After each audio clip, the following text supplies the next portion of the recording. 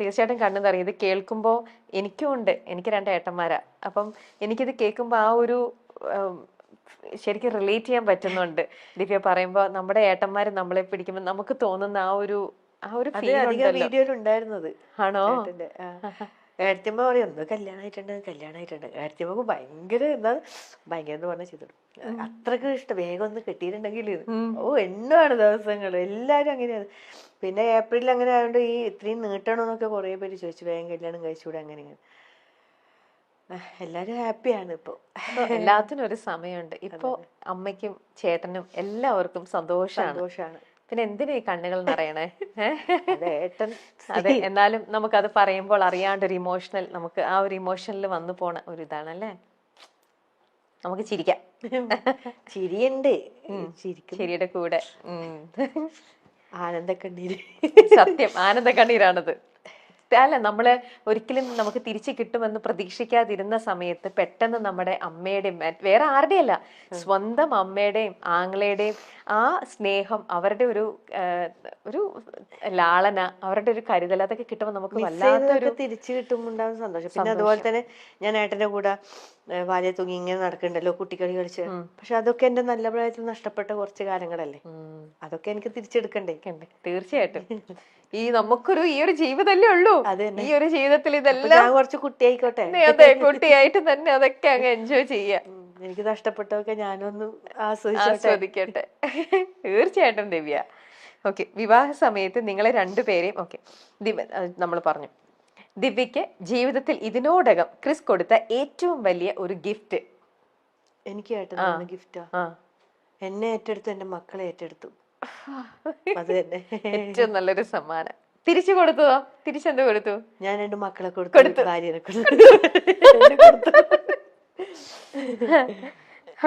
നിങ്ങൾ പറയാതിരിക്കാൻ പറ്റില്ല, നല്ലൊരു അപ്പ അമ്മ ഏട്ടന്റെ, പറയാതിരിക്കാൻ പറ്റില്ല. അവരെവിടെ? എറണാകുളത്താണോ? അവര് എറണാകുളത്താണോ? ട്രിവാൻഡ്രത്ത്. അവരും ട്രിവാൻഡ്രത്താണോ? എറണാകുളത്തും വരും. 2 സ്ഥലത്തായിട്ട്. പിന്നെ ഏട്ടന്റെ ചേച്ചിയുണ്ട്, പുഷ്പ ചേച്ചി, US-ലാണ്, ഡോക്ടറാണ്. അതും എന്താ പറയണ്ട അറിയില്ല, എന്നെ അതുപോലെ സ്നേഹിക്കുന്നുണ്ട്. അങ്ങനെ ഒരു അകൽച്ചയോ കാര്യങ്ങളോ, മക്കളുണ്ട് അതൊന്നും ഇല്ലാണ്ട് ചേർത്ത് പിടിക്കുന്നുണ്ട്. അതാണ് ഗിഫ്റ്റ്. അതെ, ആഗ്രഹിച്ച ഒരു ലൈഫ് ആണ് ദിവ്യക്ക് ഇപ്പൊ കിട്ടിയത്. ചിലവര് പറയില്ലേ, മക്കളുണ്ടെങ്കിൽ ചിലവര് മക്കളെ വേണ്ട, നീ മാത്രം മതി എന്ന് അങ്ങനെ നോക്കുന്ന ഇഷ്ടംപോലെ ആൾക്കാരുണ്ട്. ഞാൻ എന്റെ തന്നെ അറിവിൽ എന്റെ ഫ്രണ്ട്സൊക്കെ ഇങ്ങനെ അനുഭവം ഉണ്ടായിട്ടുണ്ട്. അപ്പൊ അവര് പറഞ്ഞിട്ടുണ്ട്, മക്കളെ വേറെ അവരെ വീട്ടിൽ നിർത്തിയിട്ട് അവന്റെ കൂടെ വേറെ പോയി, അങ്ങനത്തെ ഒക്കെ അവസ്ഥയുണ്ട്. പക്ഷെ അതിലൊന്നും എനിക്ക് താല്പര്യമില്ല. കാരണം എന്റെ മക്കളെ, ഞാൻ നൊന്ത് പ്രസവിച്ച എന്റെ മക്കളെ ഞാൻ ഇത്ര പോലെ നോക്കി.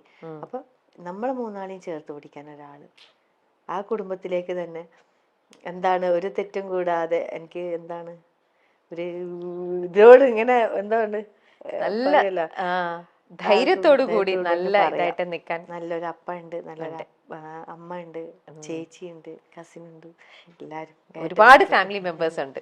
ഓക്കെ, ദിവ്യക്ക് നിങ്ങൾ 2 പേരും ഒരേപോലെ സ്വപ്നം കാണുന്ന ഒരു കാര്യം അതെന്തായിരിക്കും? ഒരു വീട്. ആണോ? വീട് ഇല്ല അല്ല, ഉണ്ട്. പക്ഷെ നമുക്ക് നമ്മളേതായ സ്വന്തമായിട്ടുള്ള നമുക്കൊരു ആഗ്രഹം, ഒരാഗ്രഹം എനിക്ക് എന്റെ ബാലൻസ് ഒരു കാര്യല്ലേ, വീട് എന്നുള്ള സ്വപ്നം. കണ്ണൂരായിട്ടൊരു ചെറിയൊരു തറ കെട്ടി വെച്ചിട്ടുണ്ട്. അതായി എന്നൊക്കെയാണ് ന്യൂസിൽ വന്നത്. 2 നില വീട്, പിക്ചറൊക്കെ ഇല്ല, സംഭവം കെട്ടിയിട്ടില്ല. അതിന് പതുക്കെ മതി, തിരക്കൊന്നുമില്ല.